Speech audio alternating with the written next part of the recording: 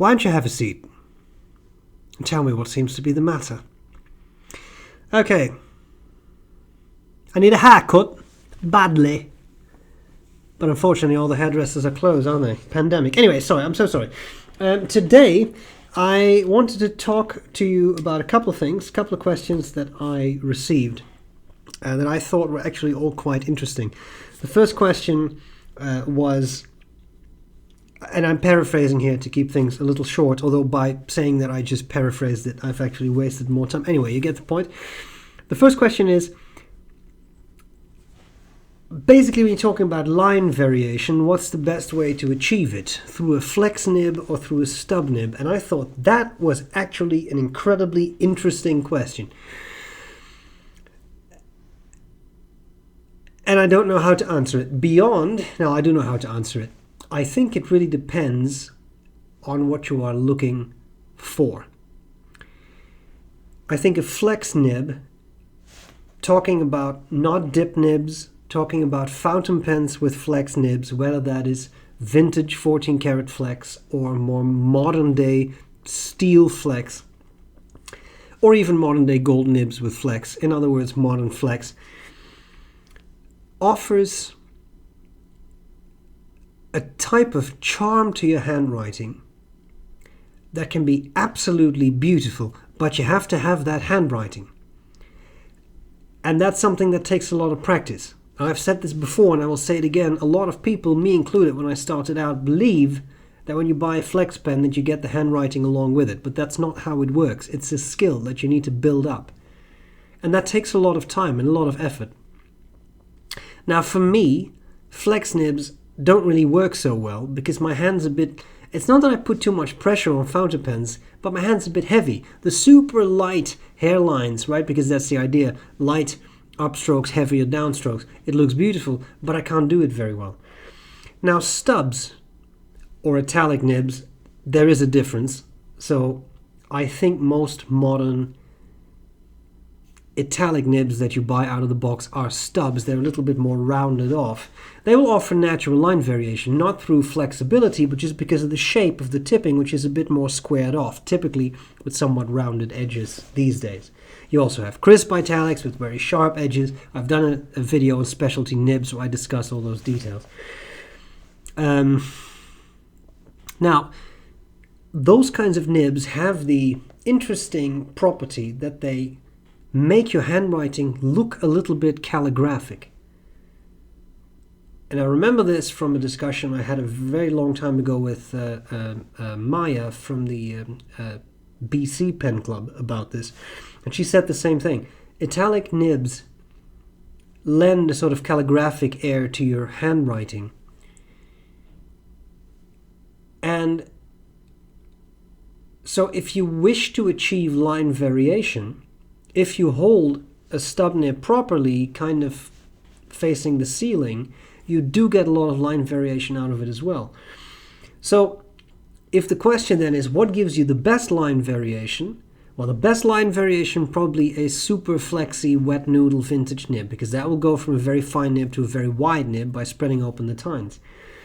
But if the question is, what is most practical for everyday writing? Then I think a stub is more practical than a super soft nib that opens its tines under the least amount of pressure. So I suppose, again, it's a bit of a lame answer, but I'm not trying to dodge the question. I think it depends on what you are looking for. If you're looking for the copper plate type effect, well, then you need a flex nib.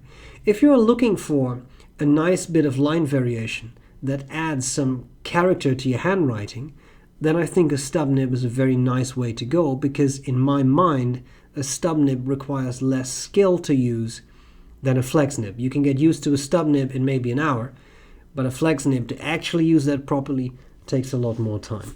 I hope that's an answer to your question. Okay, next question. How can you remove the nib and feed from an OMAS 30 Magnum? An OMAS 360 Magnum. What I'm grabbing here is the tool you need. All right? This is the tool. You grab the nib and feed like this, you squeeze hard, and you just yank the whole thing out. Or maybe you don't do that. I was joking. Ha ha ha, sarcasm. So what actually, what I would say is there are two ways to do it. And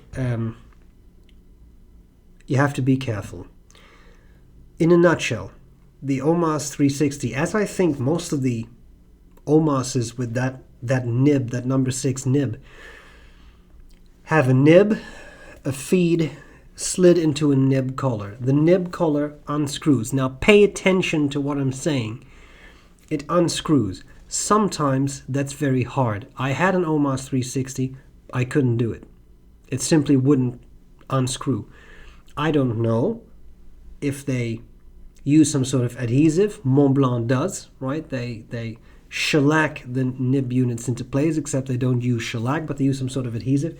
I don't know if OMAS did that too, but it can be very hard, especially if ink somehow gets in there and crusts up a bit. Very hard. Now what you will see if you have a close look at the nib end, so you stare at the nib like this, you will see that there are 2 notches in the nib collar. That requires a special tool from OMAS that I want to say Dale Beebe of pentooling.com sold, but I'm not 100% sure. Prongs slide into those holes, then you unscrew the whole thing. But here's the problem with that. Those nib collars are an incredibly thin and brittle material, and I have cracked a few. Note what I say, a few, not one, a few.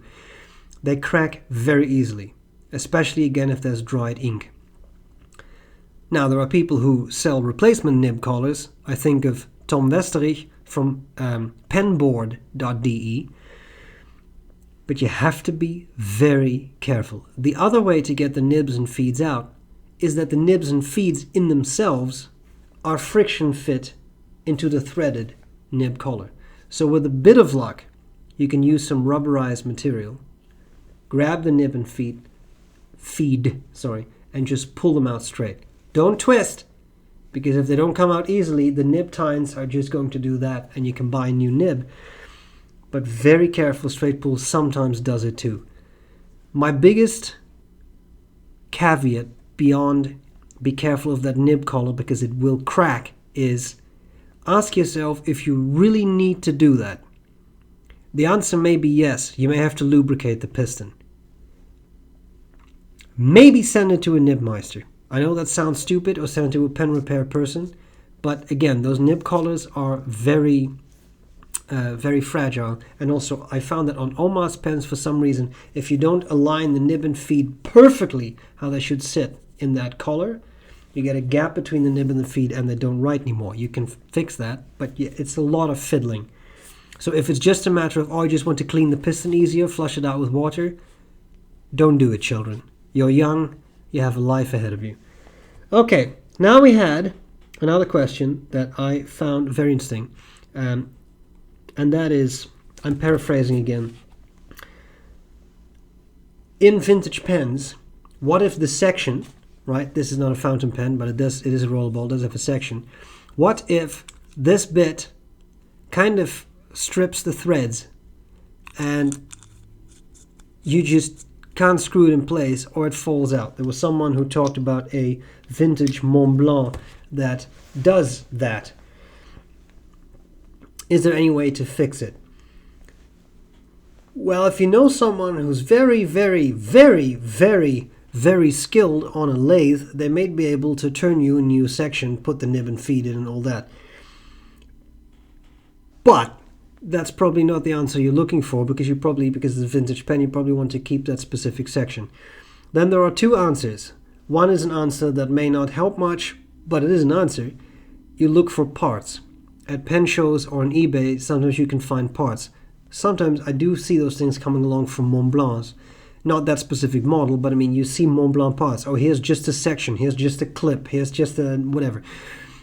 It could be an option, right? I'm just saying it could be an option. The other option that you have, and this is not a pretty option, but it is an option that I have used in the past, is use a bit of masking tape. You use a bit of masking tape, you cut it to size as well as you can, and then you put it on the threads. So that masking tape that you use, the painters use and such, you wrap it around there, around the threads, and you take the section, you screw it in place because the masking tape is a little soft-ish, right? It will kind of compress a bit and you get somewhat better purchase of the section in the barrel. Is it perfect? No. You also know it's there. That can be obnoxious to some people. At some point it may become undone again. I'm not a pen repair expert. Maybe this is terrible advice. I know that I have done it on some cheap pens and that it worked fine. But if you have any reasons against doing this, then by all means post them in the comments. That's what I would say. It ain't pretty, but it may work. Now, the final question for the night. I'm just keep looking at the screen to see what the time is for my timestamps. Another paraphrase question here, but basically the Conway Stewart Winston versus the Conway Stewart Churchill. What's the difference beyond it seems to be the case that the Winston has a captive converter, but are there any other differences? And secondly, have you had any issues with lubricating the captive converter? This is good questions.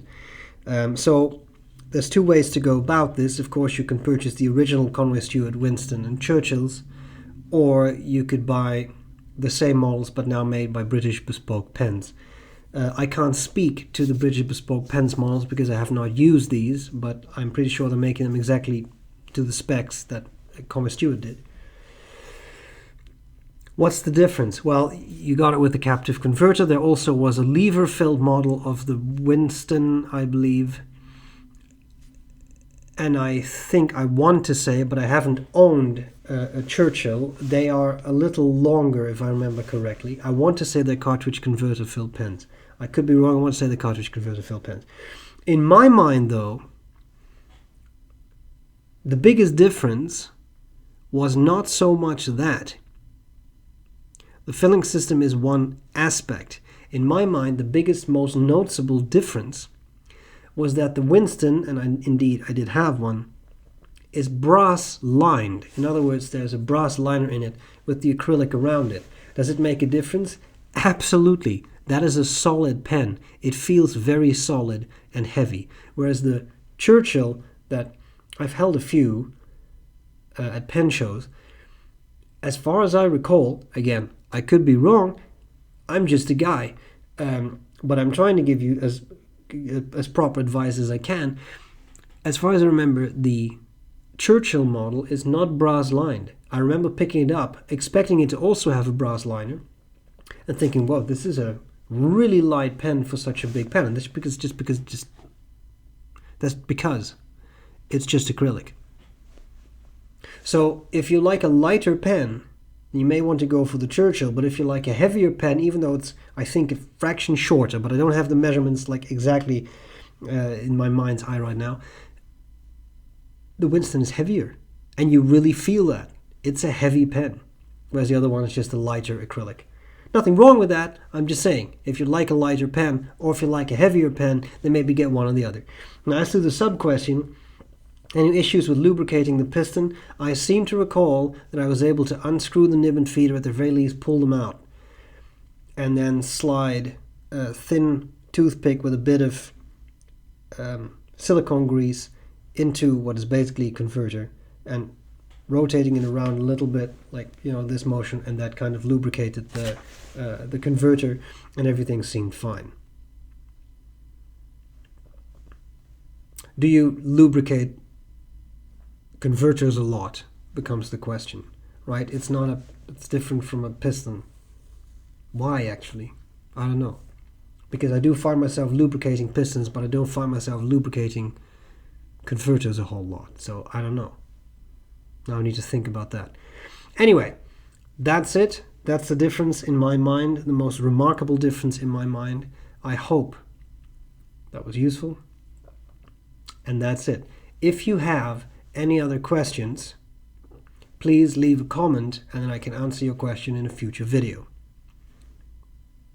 Thank you so much for watching. Hope this was useful, and I'm glad to see you later.